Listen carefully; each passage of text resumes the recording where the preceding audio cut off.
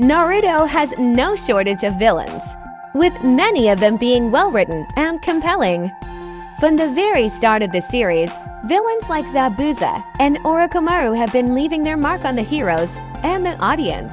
However, that doesn't mean that everything about Naruto's villains is handled well, with many tidbits about them not making much sense.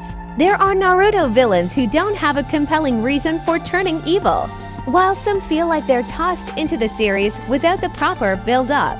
Others make powerful villains, but are redeemed in a way that doesn't sit right with fans, especially when some Naruto villains are built up to feel irredeemable. 10. Kaguya is added as the main villain. For much of Naruto's runtime, Madara is built up to be the series' main antagonist. Fans are overall fine with this, feeling like his build-up and overall inclusion into Naruto's story are done well. However, they then sacrifice him to bring about Kaguya as the true final antagonist. Kaguya isn't laced throughout Naruto's plot like other major villains are, making her appearance feel like it comes out of nowhere and unsatisfying.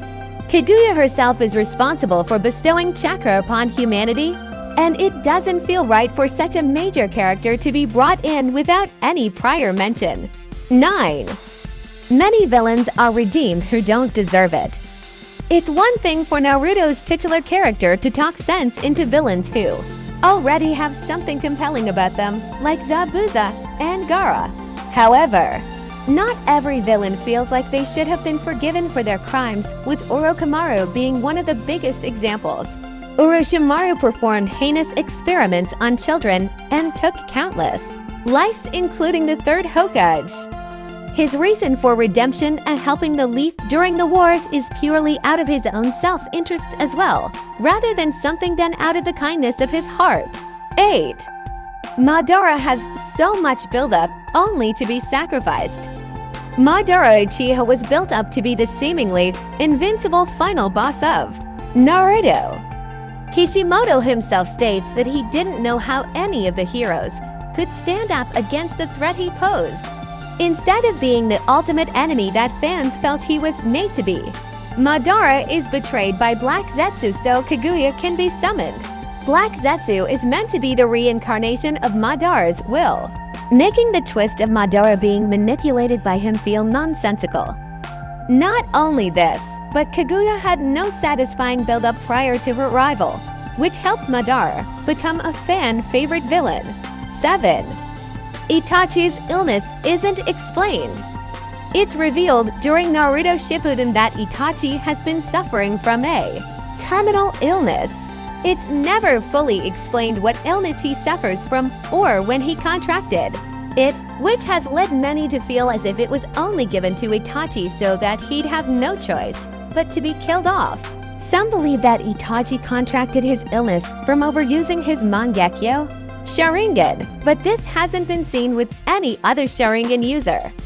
Others think it was caused by the overwhelming emotional pain and trauma Itachi endured by having to play the role of the villain.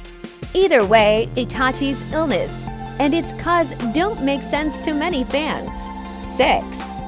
Villains who do deserve redemption don't get it.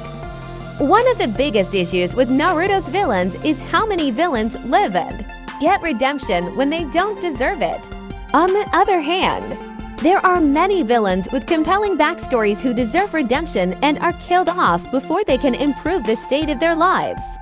This has happened since the start of Naruto, with Haku and Zabuza being prime examples.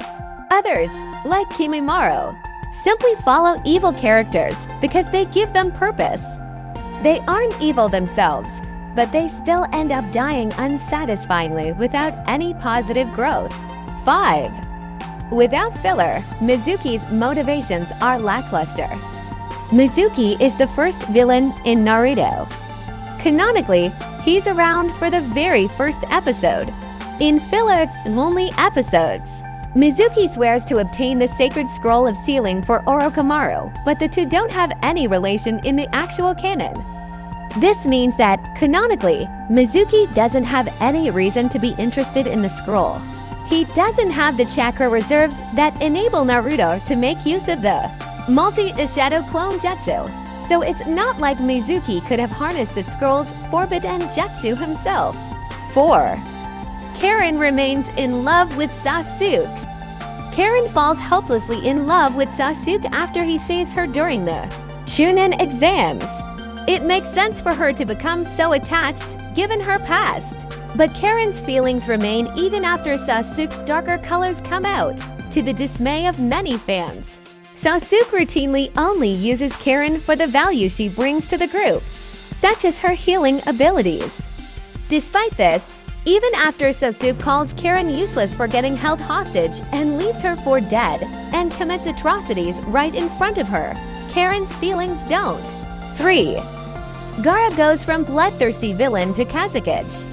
It makes sense that Naruto is able to get through to Gaara and ultimately redeem him, restoring his lost humanity. Being a fellow Jinchuriki shunned by the rest of the world. Naruto's the only one Jinchuriki shunned by the rest of the world.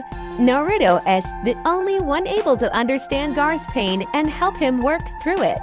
What fans fail to understand is how Gaara then, by the start of Naruto Shippuden, becomes the Kage himself. Not only does it feel like this happens far too fast, but Gaara doesn't express any interest in such a position.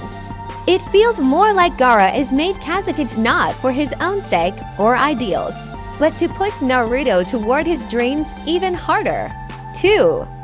Sasuke goes against Itachi's wishes by targeting Konoha. Itachi's final moments are incredibly impactful, not just for the audience, but for Sasuke as well. It's finally revealed that, despite painting himself as a cruel and callous villain, Itachi's always had Theleaf Village's best interests at heart, along with Sasuke. After learning the truth about Itachi, Sasuke directs all of his hatred and vengeance toward Konoha and becomes determined to destroy it. Sasuke does this to get revenge on those who had ordered Itachi to kill the Uchiha clan, but it still feels disrespectful of Itachi's wishes. 1. Great villains are introduced and then underutilized. Naruto has a problem with introducing cool, colorful villains and then disposing of them before they're able to be properly utilized. Sasori is a great example of this, a complex villain with a compelling backstory and unique powers. However, he is defeated after only a single battle against Sakura and Chio. The biggest offender in this case is Madara. Throughout all of Naruto, Madara is given a phenomenal build-up that sets him up as the series' ultimate villain. When Madara does finally get a chance to face off against the heroes though, he's quickly sacrificed to summon face-off against the heroes, though he's quickly sacrificed to summon Kaguya.